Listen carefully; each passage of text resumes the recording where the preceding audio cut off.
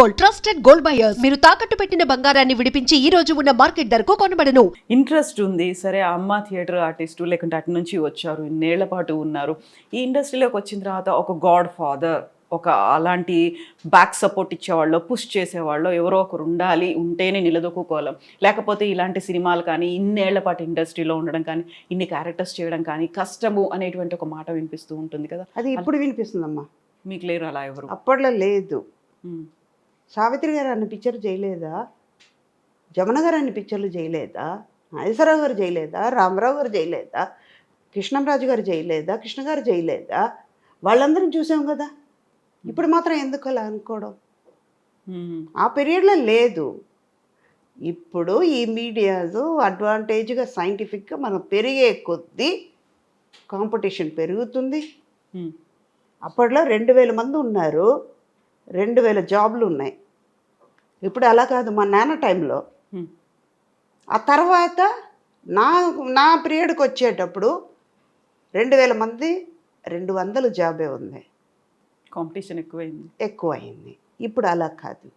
2000 మంది 20 జాబులే ఉన్నాయి.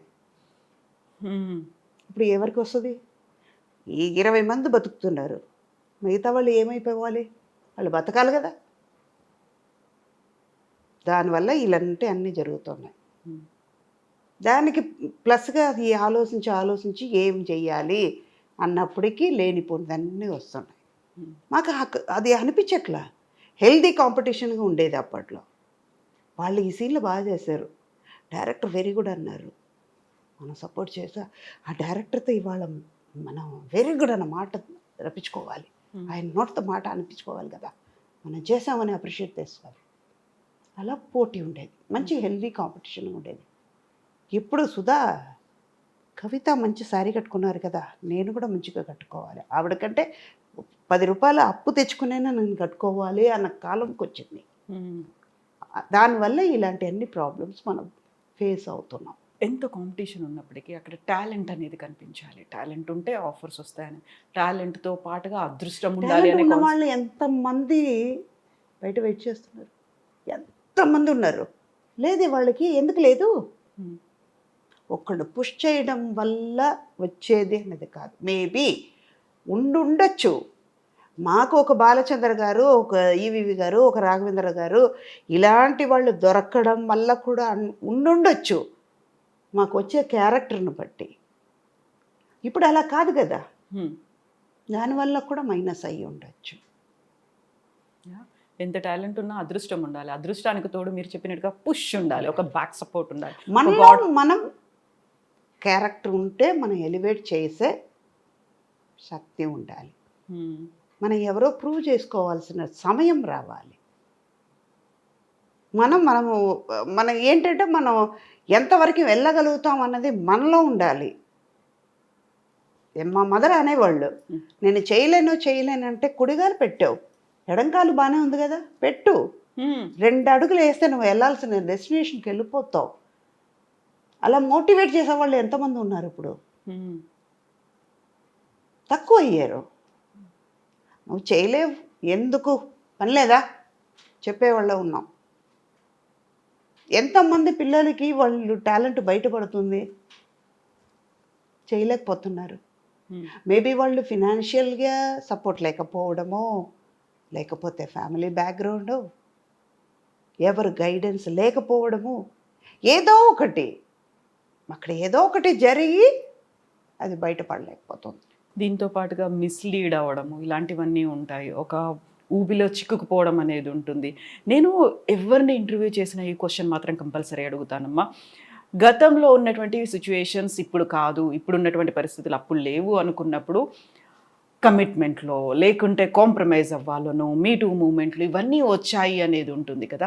ప్రతిసారి ఇలాంటి ఇష్యూ వచ్చినప్పుడల్లా అప్పుడు ఎందుకు చెప్పలేకపోయారు, ఇప్పుడు ఎందుకు బయటకు వస్తున్నారు, అప్పుడేమో యాక్సెప్ట్ చేశారు, ఇప్పుడేమో బయటకు వచ్చి మాట్లాడితే వచ్చే లాభం ఏంటి, వాళ్ళని ఎందుకు డిఫేమ్ చేయాలి, ఇలాంటివన్నీ మళ్ళీ ఇంకొక వాదన కూడా వస్తూ ఉంటుంది కదా. సుధమ్మ గారు 40 ఏళ్ల నుంచి సరే, అప్పుడు అమ్మా నాన్న తోడుండేవాళ్ళు, వచ్చేవాళ్ళు. ఆ తర్వాత ఎప్పుడైనా అరే నేను ఫిట్ అవ్వట్లేదు ఇంకా వెళ్ళిపోవాలి అలాంటి సిచ్యువేషను, లేదు ఇలాంటి ఫోర్స్ ఎక్కువ అయిపోతుంది నా వల్ల కావట్లేదు అనేదో, తప్పనిసరి పరిస్థితుల్లో కాంప్రమైజ్ అవ్వాలి అనేవాళ్ళు. చాలా వరకు ఓల్డ్ హీరోయిన్లు అప్పుడు అమ్మలు క్యారెక్టర్ ఆర్టిస్ట్ చేసిన వాళ్ళు అర్ధరాత్రులు వస్తారు, డోర్లు కొడతారు, ఇలాంటివన్నీ ఈ మధ్య కాలంలో మాట్లాడుతున్న వాళ్ళు ఉన్నారు కదా. What is your response? మీరు అడ్వాంటేజ్ తీసుకోవడానికి ఛాన్స్ ఇస్తున్నారు కాబట్టి వాళ్ళు అడ్వాంటేజ్ తీసుకుంటున్నారు. ఇప్పుడు ఒక బ్యాగ్ ఉందమ్మా, ఒక ఇప్పుడు ఈ జనరేషన్కే నేను వస్తాను. ఒక సిమ్ కార్డు ఇస్తున్నారు, ఒక మొబైల్ ఫోన్, ఒక స్మార్ట్ ఫోన్ తీసుకుంటున్నారు. దాంట్లో ఎంత కెపాసిటీ ఉందో అంత కెపాసిటీ మీరు పెట్టగలుగుతారు. కాంటాక్ట్స్ ఎన్ని ఉండాలో అంతే పెట్టగలుగుతారు. మెమరీ ఎక్కువైపోయిందని ఫీల్ మెమరీ ఎక్కువైందని మీరు ఏం చేస్తున్నారు? వార్నింగ్ ఇస్తుందని తెలుసుకుంటున్నారు కదా. ఆఫ్టర్ ఆల్ ఒక చెడిపోయే వస్తువుకు అది తెలుసున్నప్పుడు 6 సెన్స్ ఉన్నవాళ్ళు మీకు ఎందుకు ఆలోచించలేకపోతున్నారు? మీరెందుకు వాళ్ళకి అడ్వాంటేజ్ ఛాన్స్ ఇచ్చారు? ఎదురు తిరిగి ఉంటే మీకు జరగదని, లైఫ్ ఉండదని భయపడడం వల్ల ఆఫర్స్ పోతాయి. నేను ఇక్కడే నిలదొక్కు కావాలనుకున్నాను, అందరినీ ఎదిరించి వచ్చాను అని అనుకునే వాళ్ళు చాలా మంది ఉన్నారు. అప్పట్లో మమ్మల్ని డైరెక్టర్స్ కొట్టేవాళ్ళు. ఇందాక ఒక మాట చెప్తాను నేను. బాలచంద్ర గారు ఇప్పుడు నేను కోట్లు సంపాదిస్తున్నాను, లక్షలు సంపాదిస్తున్నాను, ఆయనకి ఇవ్వట్లేదు కదా. లేదు. ఏనాడు ఇచ్చేనా? వాళ్ళ పేరు చెప్తున్నాను.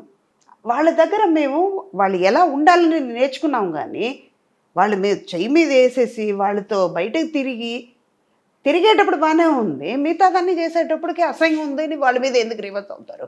వాళ్ళు జోక్ చేశారంటే ఖచ్చితంగా ఖండించండి. అక్కడే మీ లిమిట్ దాటనియకండి, మీరు లిమిట్ దాటకండి. మీ కంఫర్టబిలిటీ ఏంటో నేను ఉంటాను అంటారు. అమ్మ మిమ్మల్ని కళ్ళు చూసి నేను మాట్లాడతాను. అలాగే ఇప్పుడు మీరు మైక్ పెట్టుకున్నారు, మొబైల్ పెట్టుకున్నారు, వాచ్ కట్టుకున్నారు, ఒక గాజులు వేసుకున్నారంటే నా కళ్ళు అలా తిరుగుతుంది. బాగానే ఉంది కదా అని తిరుగుతుంది. నేను డ్రాయర్ ఇంతే వేసుకుని తిరుగుతాను, వాడు చూసాడని అంటే వాడు తప్ప నీ తప్ప. అది నేను చించపరిచట్లా, మనం ఉండేదాన్ని బట్టి ఉంది. ఒక బ్యాగ్ ఉంది, దాంట్లో ఎంత పెట్టగలుగుతారో అంతే పెడతారు. సూట్ కేసు పెట్టాల్సింది బ్యాగ్లో పెడతా ఎలాగా? సూది దారం ఉందమ్మా. పాత మనిషిలాగానే ఒక అధిక మాట్లాడుతున్నానని నేను చెప్పట్లే. సూది దారి ఇవ్వకుండా దారం దిగుతుందా? ఇప్పుడు మీరే ఉన్నారు, అమ్మ అంటారు, ఏ అన్నారంటే మీరు ఏమంటారు? ఎలా రిప్లై ఇస్తారు?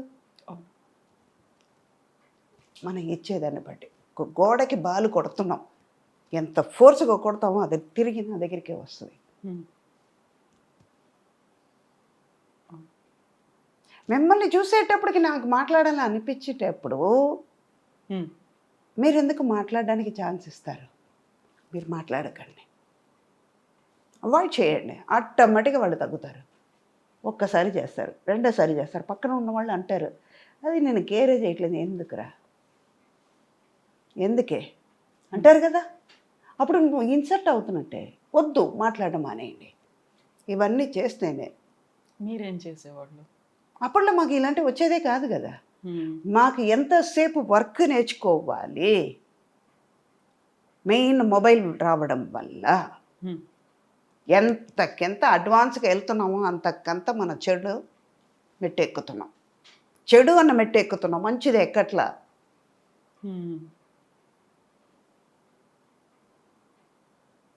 అనిపిస్తుందా ఇది కరెక్ట్ పాయింటా? నా వరకే అది కరెక్ట్ పాయింటే. కాకుండా మిమ్మల్ని ఓల్డ్ స్కూల్ అంటారు. అది మీరు చెప్పాల్సిన అవసరం లేదు. నా ఓల్డ్ స్కూల్ నాకు మంచిది, అది నాకు ఇష్టం. ఓల్డ్ స్కూల్గా ఉండడం నాకు ఇష్టం.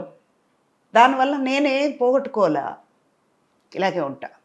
అలాగే ఉండండి. ఆ అడమెంట్సీ నాలో ఉంటుంది, అది నాకు అందంగా కనిపిస్తుంది. నాకు అదే కదా కావాలి. మీకు అనిపిస్తుందంటే, మీకు అది బాధగా ఉంటే ఐ డోంట్ కేర్, నా వెళ్ళిపోతూ ఉంటాను నేను. అది మీ తప్పు, మీ చూపులో తప్పు, మీ ఆలోచనలో తప్పు.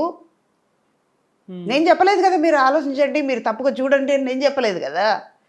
నాకు అది కరెక్ట్ అని అనిపించింది కదమ్మా. మీ చూపులో తప్పు ఉంది, మీ ఆలోచనలో తప్పు ఉంది. అలాగని నేను తప్పు చేసి పాయింట్అవుట్ మిమ్మల్ని చేయడం తప్పు అంట నేను.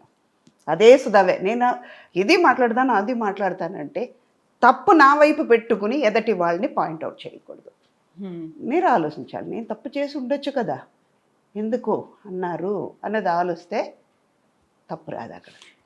ఇన్ని చెప్పారు, మీరెందుకు అవకాశం ఇచ్చారు, మీరెందుకు ఇమ్మీడియట్గా రియాక్ట్ అవ్వలేదు, ఇవన్నీ చెప్పిన తర్వాత మీరెందుకు పక్కకి వెళ్ళిపోయలేదు, మీరెందుకు వాయిస్ ఇవ్వలేదు ఆ టైంలోనే అనుకున్నప్పుడు ఇవన్నీ మీరు మాట్లాడుతున్నారు అనుకుంటే యూజువల్గానే ఒక మహిళకి ఇంకో మహిళే కదా సహాయం చేయాల్సింది, మా వాయిస్ తనే కదా సపోర్ట్ చేయాల్సింది, వినాల్సింది. అలా కాకుండా ఏంటి మమ్మల్ని తప్పు పడుతున్నారేంటి సుధా గారు అన్న వాళ్ళకి ఏం చెప్తారు? అది వాళ్ళ మీద తప్పు ఉండుంటే ఎవరి మీద తప్పు అన్నదే ఆలోచించాలి ముందు. ఇద్దరిని కూర్చోబెట్టేసి అడగాలి, డైరెక్ట్గా అడగాలి. ఒక్కళ్ళ మీద ఇమ్మీడియట్గా చెప్పకూడదు, రెండు వైపులా చూసి మాట్లాడాలి. ఒక్కళ్ళు ఇది చెప్పేశారా అంటే కళ్ళు మూసుకుని నమ్మకూడదు. ఎక్కడో చిన్న తప్పు జరిగి ఉండొచ్చు, ఎందువల్ల జరిగింది, ఎవరి వల్ల జరిగింది అన్నది తెలుసుకుని మాట్లాడితే ఫ్యాక్ట్ ఏంటో తెలియాలి.